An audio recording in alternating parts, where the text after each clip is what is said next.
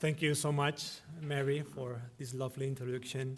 Hi, everyone. I'm pleased to be here with you in this terrific conference you are organizing. I want to start with this book. It came out very recently, some month ago. It is a book of a close friend, soulmate, Ruha Benjamin. She's professor of African American Studies at Princeton University. And she talks about social imagination and how we can imagine a better world, a more fair society. And we need these imaginaries with this imagination to move forward, because sometimes we are living within dominant. No, you leave it. Okay, yeah. Thank you. Within dominant imaginations, and we need these alternative views of the world in order to walk, let's say. So I really, really like one of the quotes, one of the pieces of the book, in which is referring to the role researchers and practitioners in society have, but especially for researchers on our side, saying that scientific inquiry, it turns out, is situated as much in the realm of imagination as it is in the realm of reason. This led me to wonder, why can imagine growing hair cells from scratch in a lab, but not growing empathy for other human beings in our everyday lives, and even more so in our institutions? Even well-resourced schools where young people are encouraged to dream big fall short when it comes to cultivating moral imagination. So imagination is really, really important, how we can cultivate alternative imaginations. And from these alternative imaginations, we can also, all of us, bring new interventions, innovative interventions that can be or can promote social justice. And as I like to promote books of my friends, I also like this quote of Pat and Mark here about referring to empathy and the need to foster empathy through our work as practitioners, but also as researchers as well. And they say empathy is also the mechanism for applied humanity, enabling social support, kindness, awareness, raising, and the advocacy fight for human rights and justice. Utilizing the platform or our various crafts provide to us. Through our work, we can act on behalf of others, meet their needs, enable positive change, and present alternatives for a better world to a wider audience. This is not just to the benefit of others, and this is the thing I liked, one of the things I like the most from this quote, but is in all our interests. It's also on us. It's for our benefit as a society. So we are living in a Europe that is raising walls, as you know. And also, we are seeing there are some dominant narratives in the media or used by some policymakers that are instrumentalizing migration or using migration as social weapons or weaponizing migration. But beside these dominant narratives that are in the media, this is the portrait of the Daily Express yesterday, just arriving to the Knock Airport. I saw this portrait talking about migration and how migration is being instrumentalized. We are seeing this use of migration in today politics, but also we see that this can foster some indifference in people, separate us from others in our society. But beyond that, we can also build bridges, and we can also cultivate flourishing relationship with migrants and fostering welcoming communities. This is an Afghan family that came to Spain 2 years ago, the Rahmani family. They all came together as a family escaping from the Taliban regime in Afghanistan. And one of the things they were saying in this interview is that we have already given up hope of going back to our country. No? There is always, in refugees, there's always this feeling that we can go back. Maybe we can go back someday. No? But they knew that this feeling was coming to an end because the Taliban regime was going to be established for a long time.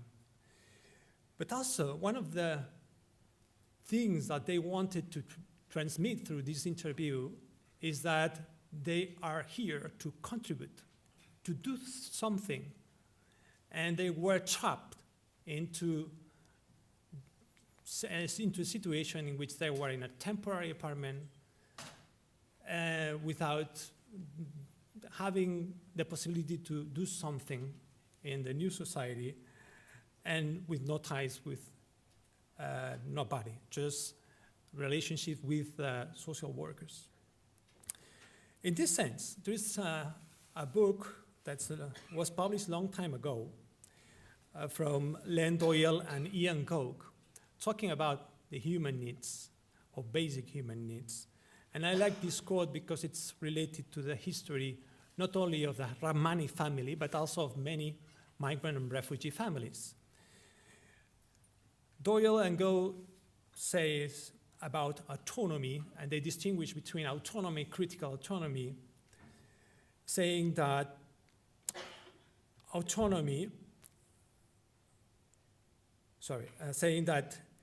we prefer the distinction between autonomy as freedom of agency, which is compatible with relatively high levels of critical reflection and the higher degrees of critical autonomy, which are entailed by democratic participation in the political process at whatever level.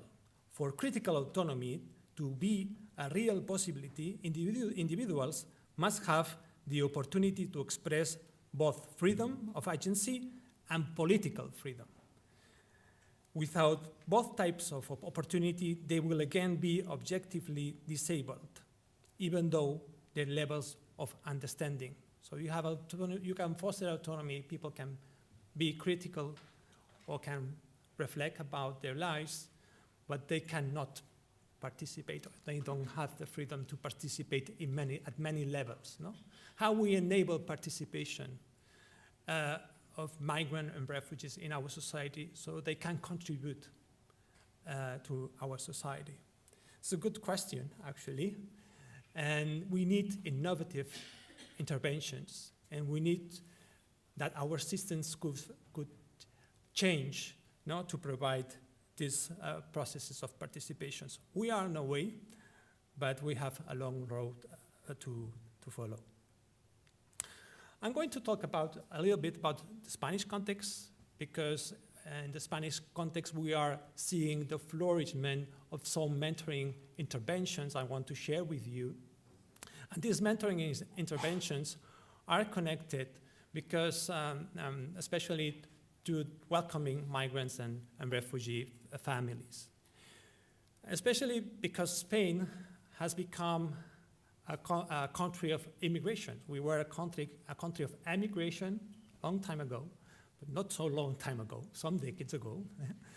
But now, as you can see in the figure, the Spanish population is very diverse. Actually, we have more foreign-born population than the US right now. In 2023, the percentage of foreign-born population was 14% in Spain, if you compare with the US, for example, 13.6%.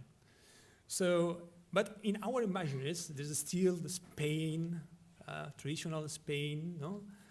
that is not diverse, and so on, nationalist Spain, and so on. As a need to make action, and as a need to provide interventions to welcoming migrants and refugees in our context, we have seen the flourishment of mentoring programs especially since 2015. Why 2015? You can imagine what happened in 2015 in the global context, the Syrian war, civil war.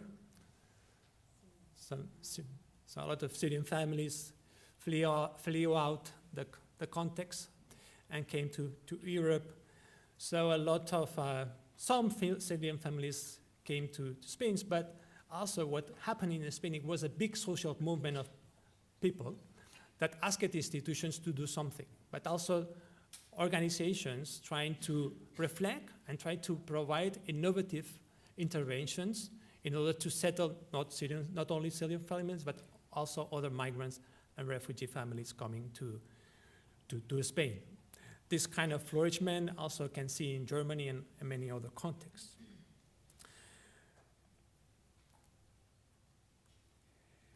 Social mentoring, or mentoring, is related to the agenda, 2030 agenda goals. This figure is a product, a result of a very interesting discussion with 26 organizations in the Basque Country that took place some months ago. And these professionals, practitioners, and some researchers evaluated and agreed on how mentoring could fit in the 2030 agenda goals. So they saw, especially, that the main goals or direct goals that are being provided by mentoring programs are facing inequalities, facing mental health, but also there are other indirect goals that are related to mentoring programs, or that mentoring programs can help. Gender equality, quality of education, poverty, peace and just societies, or partnerships, for example. How mentoring support family, and also how some mentoring programs can provide like family-like relationships, because we say family is a kinship, no? But also can be social constructed. It's not the same, but you can provide the spaces of like family-like support, let's say, no? Or community support. There are different ways that these mentoring programs are provided this kind of support. Among all the mentoring interventions that we can see in Spain, for example, there are different types. We can see, for example, these three types. There are some mentoring programs that are fostering dyadic relationships, especially with children. They put together, they match children, migrant children, recently arrived children to schools with young adults, college students or adults, and they have strong and close contact with their families, especially if there is family reunification, family reagrupation. This is one way that mentoring programs are providing support to the children. Another is through creating dyadic relationships with unaccompanied minors or in the child protection system with adults that are providing support, that are being like family-like relationship. And I say family-like relationship because mentored youth or minors refer them as sisters, aunties, you know, like fathers sometimes, no? And so on. But also, what is very important and interesting is that unaccompanied minors also have their families, but their families are living in the context of origin. And they have a transnational contact with their families through WhatsApp, through technology. And there are links between those families living abroad with the support that volunteers are providing to unaccompanied minors. You will see some examples after. And also there are other types of support that are being provided by what we can call mentoring families, which is a kind of group mentoring program with a local family that support a newly arrived family. This is, for example, a photograph, a picture of Iñaki and Aida family in the Basque Country that are being matched with Ali and Leila family from Syria. Both families have 4 children. You can imagine the relationship. And this type of mentoring programs are also are flourishing in our context and are providing promising results and are part of this imagination, this new imagination that people working in the social field, practitioners and researchers started to think of alternatives and to create a fairer society and provide support to migrant and refugee families. What are the social benefits or the impacts that these mentoring programs may have or have on the children, but also on the family? Fostering a sense of belonging, but there is a lot of evidence showing that the sense of belonging is connected also to mental health and to well-being. So there is an emotional support that is provided through mentoring, a lot of emotional support. In a study we conducted, we saw these relationships, and we saw, especially with children, that those who had a mentor, they were more inclined to say that mentoring provided them a safe space. And that safe space provided them the possibility to feeling that they are belonging to the new context. And by belonging, I don't mean, being more Catalan or providing a nativist approach. I mean being citizen, being a part of the society, of the local society. But also, this sense of belonging is correlated with mental health outcomes, especially less thoughts of ending their lives, more feeling connected, less loneliness, feeling interest in things, being more connected to school and other outcomes. And this is, for example, in many cases, but for example, in the picture you have on your right side, there is the example of Fatou. She is a student of philosophy in the University of Girona, and she's mentor of Princess. Princess is her daughter, the daughter of this Nigerian woman standing beside Fatou. And they, in the last moment, in the farewell party, we say, at the end of the mentoring program, she was saying how mentoring benefited Princess in the sense of that she was attending to, they're living in a minority-majority neighborhood in Girona, metropolitan area. But the school is mostly white. The school that Princess was attending was mostly white, and she just got Spain and got into this school, and she was feeling inferior, not accepted by others, difficulties with the language, and so on. And Fatou helped her, especially that from being from Nigeria. She don't need to feel inferior to others. And she showed her coping strategies in order to avoid these kind of feelings and situations. And this was very important as in Princess Mother words for her. Also, mentoring programs can provide support to, as we were saying, unaccompanied minors. In a study we provided, we can see there are outcomes for resilience, hope, psychological distress, and self-esteem that are provided from mentoring if you compare intervention groups with a control group, with the same group type of unaccompanied minors. Also, another outcome that provides mentoring programs are creating major expectations, educational expectations.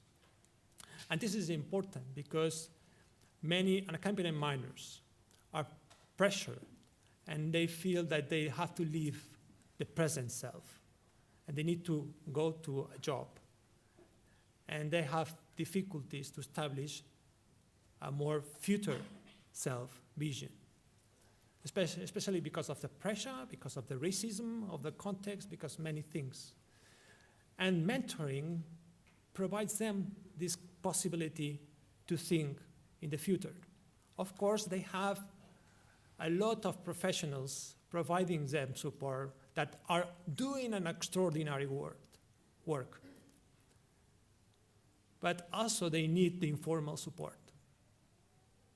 And when they have professionals, but also informal support, they can establish this kind of future self perspectives, and they can see themselves more in education. Also, what is relevant is how the links that we can see, through these kind of transnationally family ties and networks between families in the countries of origin, but also the mentors and the supports, the informal support these unaccompanied minors get in the country of reception, or in Spain or Catalonia. This is a quote from a mentor youth, Aliyu, saying, "My mother always gives me advice, and she tells me to be calm, to not do bad things to people. She tells me that the people who are with me," referring to the mentor, "that you should always listen to these people, that you should work with these people," especially to the professionals as well, and also the professionals as well. "For example, where I live now," she says, "if they give you advice or have told you something, don't say no, you have to be positive." This is advice of Ali's mother. And also Hassan, another mentor youth, say, "As I said before, I felt alone in the center and I didn't know anyone from here, from Barcelona or from Spain. I wanted to meet some kind of friend. I wanted to know places, practice Spanish more." And she, referring to his mentor, was like a sister. "I swear to you, like I had a sister here, I trusted her and I still explain things to Antonia that I can't explain to my family." Some things that he prefers to explain to Antonia. Another type of mentoring relationships that are interesting and are considered a promised practice. We don't have so much research evidence yet on the effects of these practices, but we will do. Is these programs about creating these mentoring families. The thing is that what you can do, you can see, is that benefits are not only on the mentee side. Benefits are also seen in the mentor side. And you can see, for example, Iñaki saying or talking about his relationship with Ali's family and saying, we started our relationship as being, the mentors. So they were our friends from Syria, and now they are our friends from Villabona, another neighborhood, And they have been together for 4 years, and the family, the children are playing together and are growing up together. But besides the benefits that Iñaki are referring or making emphasis on what mentoring provided to them as volunteers, they were activists where they were younger, but they had 4 children and they were activists at home, But they wanted to continue their work to being something for the public good or for a better society, and they found this program as an opportunity to do it. But also Ali found a job thanks to the network that Iñaki has in the villages. Because without Iñaki's help, but also without the professional support that Ali got from staff in the municipality, it would have been difficult for him to find a job. And that has a tremendous effect on Ali's daughter, the eldest daughter, in school, because she was sad. And when Ali got a job, he changed and started to be more connected at the school. So there are direct and indirect ways that mentoring can have effects on the children. So mentoring is a way of providing support to migrants and refugees, but it's also a way to fostering empathy, learn us, and we put in practice ways of not patronizing the other, ways to creating more equal relationships and to know other cultural realities, also a way to know and be aware of our own privileges. So for example, we can talk about yesterday these 2 women that were in the video, Eloise, I think, and Batu. Elaine and Batul, yesterday, their voices were in the video talking about citizenship. We are not aware of what is the lack of citizenships because we think that this is for granted.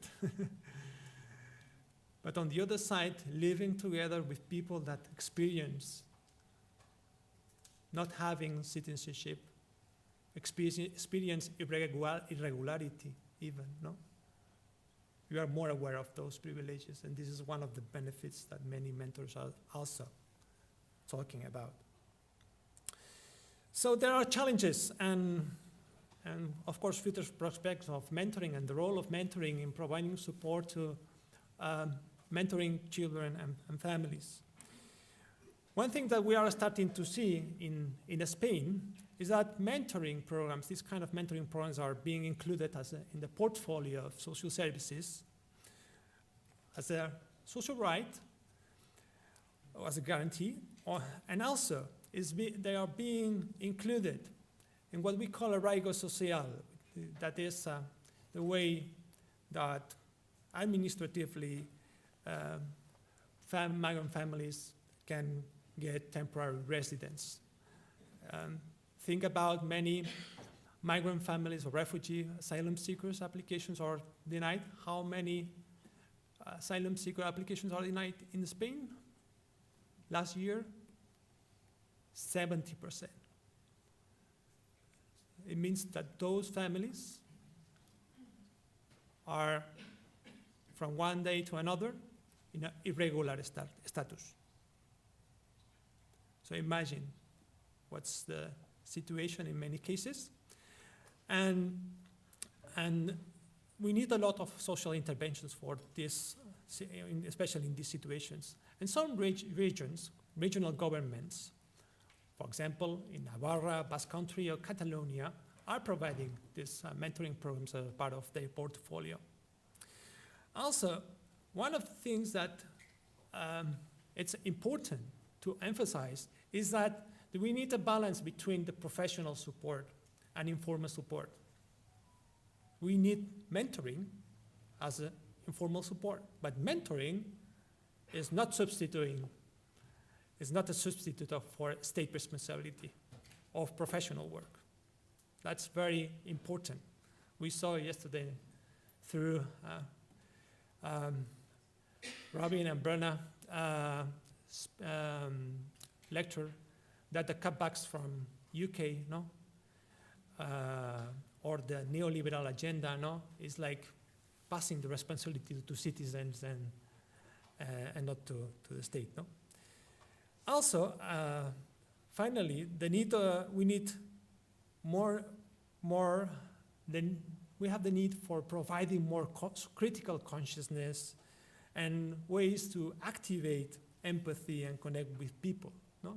And mentoring is a way to do it, but we need, of course, to provide the channels or to create innovative channels so people can be volunteers. Because one of the difficulties that many organizations have sometimes is to find volunteers, like Forage or many organizations, no? So how we activate this empathy into people? We need to find new strategies to do it. And just saying that, I think that finally, as an ending note, it is important when these programs are institutionalized, are put in policy, as we can see in Spain. There are some dangers in the sense of sometimes when things are too institutionalized, when there is this colonization of everyday life, let's say, there's a way of degreasing the machinery, no? And we need to put into balance to cultivate and especially take care of these meaningful relationships, no? So by saying this, I want to finish with a quote, another quote, this time with also from the book of Ruha Benjamin, but in words of Ngugi wa Thiong'o, saying imagination is the central formative agency in human society. It's because we can imagine different futures that we can struggle against the present state of things. Thank you.